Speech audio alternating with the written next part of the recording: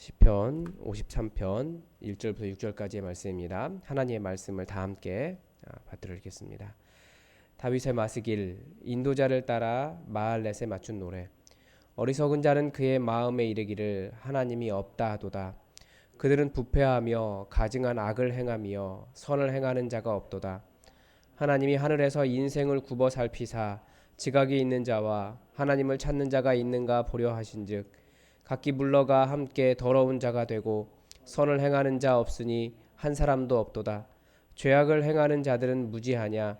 그들이 떡 먹듯이 내 백성을 먹으며 하나님을 부르지 아니하는도다.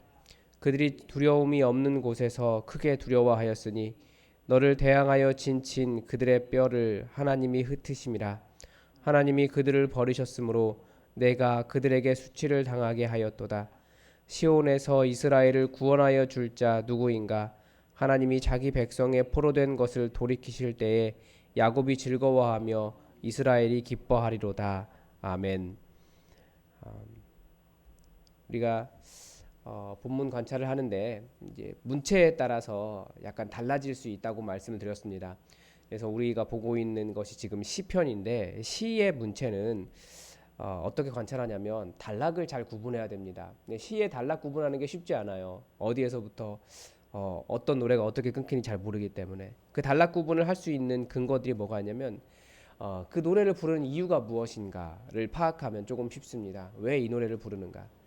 오늘 본문 같은 경우에는 왜 이 노래를 부르는가? 결국 다 읽어보면 하나님께서 이들을 어떤 전쟁에서 이기게 하셨다라는 것을 5절에서 느낄 수 있습니다. 그 다음에 이 시인의 감정이 무엇인가 이것을 봤을 때도 본문을 관찰할 수 있습니다. 지금 이 시인은 굉장히 기쁜 거예요. 하나님께서 구원의 역사를 행하셨기 때문에. 그리고 그들을 대항한 적들에 대해서 그들이 어리석다, 하나님을 무시한 자들이다 라고 노래하고 있습니다. 그럼 노래의 결과가 무엇인가 이것을 봐도 본문을 좀 알 수 있습니다. 노래의 결과가 무엇이냐면 6절에 나오는데 결국 하나님의 즐거움을, 하나님의 해방과 하나님께서 포로된 것을 돌이키실 때 하나님의 구원을 이스라엘이 기뻐할 것이다 라고 노래의 결과를 볼 수 있습니다. 그래서 본문을 이런 식으로 관찰을 하면 처음에 나타나는 것은 이 시의 표제죠. 근데 이 표제를 그 표제는 어떻게 읽어라 라고 하는, 아니면 어떻게 노래 불러라 라고 하는 안내라고 말씀을 드렸습니다. 다윗의 마스길이라고 하는 단어는, 마스길은 교훈이라는 뜻입니다. 가르침. 그래서 이게 좀 지혜시에 해당하는 겁니다. 그래서 시편에 몇 개가 있죠. 지혜시에 해당하는 것이 마스길이. 그리고 사실은 인도자를 따라 마할랏에 맞춘 노래라고 되어 있는데 이 마할랏이 정확하게 뭔지를 모릅니다. 어떤 악기라고도 이야기하고 아니면 특정한 음악 형식이라고도 이야기하는데 아마 악기가 가장 적당하지 않을까라는 생각이 들기도 합니다. 이스라엘이 노래하는 장면을 보면 우리나라에는 없는 악기들이 많이 있어요. 제가 가끔 히브리 노래들, 히브리 찬양들 유튜브에서 보고 그러는데 배우고 싶은 악기들이 몇 가지가 있을 정도로 좀 독특한 악기들이 있습니다. 그래서 아마 그런 악기들이지 않을까라는 생각을 해봅니다. 그래서 먼저 첫 번째 단락은 1절입니다. 이게 겨우 6절밖에 되지 않기 때문에 6절밖에 되지 않은 시를 가지고 단락을 구분하는 게 재밌지만, 그런데 이 시라고 하는 것은 굉장히 함축적으로 들어가 있어서 충분히 한 절 가지고도 단락이 구분이 됩니다. 하고 싶은 말은 뭐냐면 어리석은 자에 대한 이야기를 하고 싶은 겁니다. 어리석은 자가 그 원어로 나발입니다. 나발이 어디서 나오냐면 다윗의 아내가 되었던 아비가일의 전 남편이 나발입니다. 그러니까 어리석다라는 뜻이에요. 살찌고 다윗이 보호해줬는데 그 보호도 모르고 그러다가 갑자기 밥 먹다가 갑자기 죽는 그 어리석은 자가 나발입니다. 그러니까 지적으로 혹은 도덕적으로 말 그대로 바보라는 뜻이에요. 히브리어로 바보, 그리고 경건하지 않은 자, 그런 뜻입니다. 그래서 그의 마음에 그런 사람들이 주로 하는 것이 뭐냐면 하나님이 없다라고 한다라는 거예요. 그리고 이제 2절부터 3절까지는 어리석은 자의 행동이 나오는데 2절에서 하나님이 하늘에서 인생을 굽어 살피사, 그래서 그 어리석음이 어디서 나오냐? 지각이 없는 자라는 거죠. 그리고 지각이 없는 자와 하나님을 찾는 자가 없다라는 겁니다.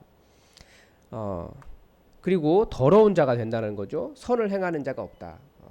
이것이 우리가 로마서에서 볼 수 있는 온 세상이 다 하나님을 믿지 않는 모든 세상이 다 죄악 가운데 있다라는 것을 보여주는 근거 구절인데 이게 지금 저희 집 컴퓨터하고 교회 컴퓨터가 뭔가가 이렇게 항상 틀어지는 것 같아요. 열심히 보고 오는데 아무튼 지각이 있는 자 하나님을 찾는 자 3절에서는 그것이 반대로 대꾸를 이루고 있습니다. 그러니까 지각이 없는 자는 더러운 자가 되고 하나님을 찾는 자 찾지 않는 지각이 없는 자는 더러운 자가 되고 하나님을 찾지 않는 자는 선을 행하는 자가 없다. 이런 대꾸를 같이 이루고 있습니다. 그래서 반대적인 대꾸로 이렇게 시는 설명을 하고 있습니다. 그러니까 2절과 3절이 다른 말로 같은 이야기를 하고 있는 거죠. 그리고 3절에서 각기 물러가라고 하는 말은 길을 잃었다는 얘기입니다. 그러니까 방황한다. 왜냐하면 지각이 없으니까, 기준이 없으니까, 하나님을 찾지 못하니까 이것이 길을 잃고 다들 다른 길로 가고 있다라는 겁니다. 그리고 더러운 자라고 하는 것은 도덕적인 타락을 이야기하는 거고, 그래서 이런 사람들이 결국 하는 일이 뭐냐면 하나님을 부르지 않는 거예요. 반대로 하나님을 부르지 않는 사람을 보면 이 사람이 지각이 없는 자구나, 하나님을 찾는 자가 아니구나 라고 하는 것을 알 수 있다는 겁니다. 그러니까 지각이 없으면 하나님에 대한 지식이 없기 때문에 하나님을 부르지 못한다라는 것을 노래하고 있습니다. 그리고 5절에서는 이제 그런 어리석은 자들, 이 죄악을 행하는 자들, 이런 사람들에게서 승리하게 하신 하나님을 볼 수 있습니다. 그리고 그들이 그 5절에서 승리할 수 있고 안전하다고 생각하는 그곳, 그러니까 두려움이 없는 곳이라고 하는 것이 그런 의미죠. 그런 곳에서 하나님께서 이게 애니메이션이 다들 좀 잘못됐네요. 네. 그래서 이런 것에서 지금 보면 두려움이 없는 곳이라고 하는 말을 우리 말로 해석을 하면 또 시편을 본문 관찰하는데 좋습니다. 자신의 말로 해석을 해보는 거예요. 그래서 저는 이 두려움이 없다라고 하는 곳이라는 말을 그들이 승리할 수 있고 그들이 가장 안전하다고 하는 곳에서라는 말로 해석을 했습니다. 그리고 이 시의 결과는 그래서 시온에서 이스라엘을 구원할 자가 누구인가라고 하는 반어적인 질문을 합니다. 대답은 분명하죠. 하나님이시라는 겁니다. 그리고 하나님이 자기 백성의 포로된 것을 돌이키실 때, 전쟁 상황에서 질 수밖에 없었는데 그것을 하나님께서 이기게 하실 때 야곱의 하나님이 야곱이 즐거워하고 이스라엘이 기뻐하리로다라고 하는 노래를 부르고 있습니다. 연구와 묵상에서 제가 던진 질문은 뭐냐면 이 시편이 시편 14절과 거의 동일한 시입니다. 차이가 있다면 야훼, 여호와 대신에 엘로힘을 사용했습니다. 그러니까 하나님을 사용했고요. 53장 6절과 14편 6절이 다를 뿐입니다. 그래서 왜 그런가 이유를 찾아봤더니 14편은 사람들은 예언 시편이라고 이야기하더라고요. 아직 이루어지지 않은 거예요. 하나님께서 이렇게 해주실 것이다. 그런데 53편은 실제로 이 노래를 부르면서 이 노래대로 되었구나. 하나님께서 이 14편의 그 예언처럼 우리가 하나님을 의지하고 하나님을 알고 있기 때문에 하나님께서 우리를 대적에게서 구원하셨구나 라고 하는 것이 이루어져서, 그래서 그 구원을 경험을 14편을 가지고 노래하면서 만들어진 것이다, 그런 이야기를 하더라고요. 그래서 이렇게 시편 안에서도 그 시편 가지고 다시 구원의 승리를 노래하면 이것이 다른 시편이 될 수 있구나 라고 하는 것을 저는 보았습니다. 그래서 전체적인 느낌은 무엇이었냐면, 첫 번째가 하나님이 없다고 하는 사람들의 어리석은 행동을 보게 됩니다. 이것이 요즘 제가 계속해서 생각하게 되는 건데, 에베소서 2장 2절에 보면 이런 말씀이 있습니다. 그때, 이제 지금 여기서 그때에는 우리가 믿지 않을 때를 이야기합니다. 우리도 믿지 않을 때가 있는데 그때는 어떻게 살았느냐? 그 가운데서 행하여, 그러니까 믿지 않는 가운데서 행하여서 이 세상 풍조를 따르고 공중 권세 잡은 자를 따랐으니 곧 지금 불순종의 아들들 가운데서 역사하는 영이라. 지금도 마찬가지입니다. 믿지 않는 사람들, 우리가 안 믿는다라고 가면 하나님이 없다라고 생각하고 자기는 자유롭다고 생각하고 그것이 진짜 옳은 거라고 생각하지만 결국은 무엇을 따라갑니까? 첫 번째는 세상 풍조를 따라가요. 이 세상에서 잘 산다라고 하는 것, 이 세상에서 옳다고 말하는 것, 그런 거 따라갑니다. 그래서 많은 사람들이 자신의 나름대로의 철학을 가지고 있는데 결국은 세상 풍조밖에 되지 않아요. 주변 사람들과 함께 어울려서 이 사람들에게 문제가 되지 않을 것, 세상 풍조밖에 따라가지 않습니다.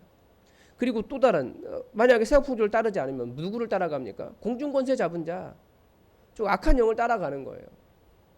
하나님이 없다라고 생각하는 사람들, 그러면서 자기가 하나님은 없다라고 강력하게 주장할 수 있는 지식이 있다고 생각하지만 결국은 세상 풍조 헛된 거 따라가고 공중옷에 잡은 자 따라가는데 그게 어떻게 하나님이 없다라고 말하면 자유한 것이라고 말할 수 있겠습니까? 그래서 그리고 또 하나는 하나님이 없다고 하는 사람들의 어리석은 행동은 그들의 반대적인 행동을 통해서 하나님을 무시하는 자인지 그렇지 않은지를 알 수 있습니다. 그래서 도덕적으로 타락하고 선을 행함이 없고 하나님을 부르지 않는다라는 것을 알 수 있습니다. 그런 것을 통해서 이런 사람들이 하나님을 무시하는 자들이구나를 알 수 있습니다. 그리고 또 하나 자신이 스스로 자신의 안전하다라고 하는 자리를 만들어가는 사람들입니다. 우리는 자신이 안전하다고 말할 수 있는 사람이 아닙니다. 또 어떤 사람들은 그렇게 하나님을 의지하는 것이 연약한 것이다라고 말을 하지만 인간이 연약합니다. 하나님을 의지하는 것이 정상입니다. 그래서 아무리 강하여도 하나님을 부르는 사람을 이길 수 없다라고 하는 것이 오늘 본문이 가르쳐주는 겁니다. 그리고 가장 큰 문제는 뭐냐면 그냥 하나님이 없다라고 생각하는 그 무지함 자체입니다. 하나님이 없다라고 자신 있게 말하지만 하나님이 있다라고 하는 것, 하나님이 있느냐라고 증명하라고 말하지만 반대로 하나님이 없다라고 증명할 수 있느냐, 이게 더 어리석은 거예요. 훨씬 더 많은 증거들이 있기 때문에. 그래서 그것이 교만이고 그런 하나님에 대한 지식, 인식 없음에 불과하다라는 겁니다. 자기가 모른다고 해서 없다라고 말하는 것은 굉장히 어리석은 거죠. 그래서 이것이 바로 하나님이 없다라고 하는 사람들의 어리석은 행동이다라고 하는 것을 본문을 통해서 저는 보았습니다. 그래서 적용을 무엇이라고 했냐면 인간의 고질적인 질병이 있어요. 하나님이 없는 것처럼 행동하려고 하는 겁니다. 대표적인 것이 그냥 이 시대 사조 자체가 그렇습니다. 포스트 모더니즘. 사람들은 자유라고 말하고 해방이라고 말하고 인권이라고 말하지만 사실 그 안에는 기독교가 하나님이 모든 인권을 억압했다라고 하는 사고가 그 바탕에 깔려 있어요. 그래서 어떻게든지 교회에서 말하는 여호와 하나님을 악한 신이라고 말하고 싶은 거예요. 이것은 사람들의 생각을 항상 이런 쪽으로 갑니다. 해방적 이데올로기도 마찬가지예요. 여러 가지 이데올로기들 전부가 그런 것은 아니지만 그것이 나쁜 것도 아닙니다. 사실은 굉장히 인권에 대해서 사람을 자유롭게 하고 여러 가지 여성에 대해서 해방하는 것이 있지만 또 반면에 극단적인 이런 해방적 이데올로기 같은 경우, 만약에 극단적인 페미니즘 같은 경우에 하나님께서 여성을 여성으로 만든 것 자체를 비난을 합니다. 그래서 해방되기 위해서 그 여성성을 해방시키기 위해서 자궁을 적출한다든지 이 정도까지 나가는 그런 것이 하나님의 창조의 법칙 자체를 거스르려고 하는 거예요. 하나님이 없는 것처럼 행동하려고 하는 거죠. 자본주의도 마찬가지입니다. 자본주의도 하나님이 신이 아니라 결국은 돈이 신이라고 이야기하는 아주 본능적인 그런 사고 아닙니까? 공산주의라고 말하는 유물론도 마찬가지예요. 하나님이 없이 이 눈에 보이는 물질이 전부다라고 말하는 것. 각종 종교들. 이건 인간의 고질적인 질병이에요. 하나님이 없는 것처럼 행동하려고 하는 것. 그런데 그 결과가 무엇입니까? 그 결과는 결국 이웃에 대한 비열함과 부패함이에요. 지금 미얀마에서 군부 쿠데타가 일어났는데 자기들 권력을 잡기 위해서 무고한 시민들 죽이고 있어요. 하나님에 대한 두려움이 없기 때문에 그런 사람들은 얼마든지 그렇게 이웃에게 강력한 칼이 되어서 사람을 죽일 수 있는 겁니다. 하나님이 없는 거기 때문에 하나님이 없다라고 생각하기 때문에 두려움이 없는 겁니다. 또 결정적으로 하나님이 없다라고 말하게 되면 이런 말을 한 사람이 있어요. 무신론자는 인류 중에서 가장 위험한 부류다. 왜냐하면 그들의 성품과 행위는 도덕성이나 공의의 개념이 없기 때문이다 라는 말을 합니다. 우리가 인격이 있다, 인간적이다라고 말하는 것은 하나님께서 우리에게 주신 인간성이 있기 때문에 그렇습니다. 그런데 하나님이 없다라고 말하게 되면 대표적으로 진화론이 그렇죠. 그 사람들은 인격, 인권, 사람됨 이런 것에 대해서 말할 자격이 없어요. 왜 그렇습니까? 인간의 특별한 것이 뭐가 있습니까? 그냥 짐승 중에 하나인데. 그래서 무신론자는 굉장히 위험해요. 도덕성이나 어떤 공의가 없기 때문에 이것은 전부 다 하나님에게서 나오는 거거든요. 그래서 우리가 또 반대로 이 도덕성이나 공의의 개념이 없는 행동을 통해서 하나님을 믿는다고 말하지만 또 그들의 도덕성이나 공의의 개념이 없는 것을 통해서 그들이 하나님을 인정하는지 인정하지 않는지 그 본심을 알 수 있습니다. 그래서 우리가 계속해서 인간의 고질적인 질병이 하나님이 없는 것처럼 행동하는 것. 그래서 결국 따라가는 것이 무엇이라고요? 세상 풍조와 그 악한 영을 따라갈 뿐입니다. 그래서 우리가 잘 분별해서 하나님을 따라가서 정말 이 이웃에게 비열함이나 부패함을 주는 것이 아니라 우리가 이 땅에서 만들어가야 할 하나님 나라를 잘 세워가기를 바랍니다. 기도하겠습니다. 하나님, 정말 세상 사람들이 끊임없이 하나님이 없다라고 말하며 또 우리의 어린 세대들은 그 이야기를 그대로 듣고 또 하나님이 없다라고 말하며 살아갑니다. 하나님, 결국 하나님이 없다라고 말한 그들이 따라가는 곳이 세상 풍조밖에 되지 않고 또 악한 영에 속삭임 받게 되지 않는 이 현실 속에서 하나님, 그들이 바르게 하나님 따라갈 수 있도록 도와주시고 하나님의 말씀을 바르게 인정할 수 있도록 도와주시고 하나님의 살아계심을 볼 수 있도록 주의 성령님께서 인도하여 주시옵소서. 특별히 이 모든 것이 우리 그리스도인들의 허물로부터 나왔사오니 우리 그리스도인들이 예수님 닮아 더욱 사랑하게 하시고 이 사회 속에 하나님 살아계심을 보일 수 있는 귀한 믿음의 권능 가진 자들 되게 도와주시며 우리가 이 땅에서 주님 부르신 그대로 하나님의 나라를 온전히 세워갈 수 있도록 우리와 함께하여 주옵소서. 주의 사랑을 우리 가운데 넘치게 하시고 주의 이름 부를 때마다 우리는 하나님의 살아계심을 알고 있기 때문에 이 지식이 있기 때문에 우리가 주의 이름 부를 때마다 구원의 역사가 우리에게 넘쳐나게 하옵소서. 주께서 오늘 하루도 주님의 은혜로 우리와 함께 하시길 원하오며 예수 그리스도의 이름으로 기도드립니다. 아멘. 여러분, 교회 기도 제목 가지고 또 함께 기도해 주시기 바랍니다. 그리고 오늘도 권사님들과 함께 복음을 전하는 것에 대한 이야기를 하려고 합니다. 교육이 잘 이루어져서 우리 교회에 복음을 전하는 일이 풍성하게 일어날 수 있도록 우리 권사님들이 방법론도 배우고 또 그 마음도 배우고 복음도 제대로 알고 그래서 다시 한번 자녀들에게 우리 교우들에게 또 온 세상에 복음 제대로 전하고 온 성도들이 복음 전하는 교회로 변화될 수 있도록 여러분 기도해 주시고 또 환우들을 위해서도 기도해 주십시오. 또 오늘 수요 예배를 위해서도 여러분 다 함께 기도해 주십시오. 다 함께 기도하겠습니다.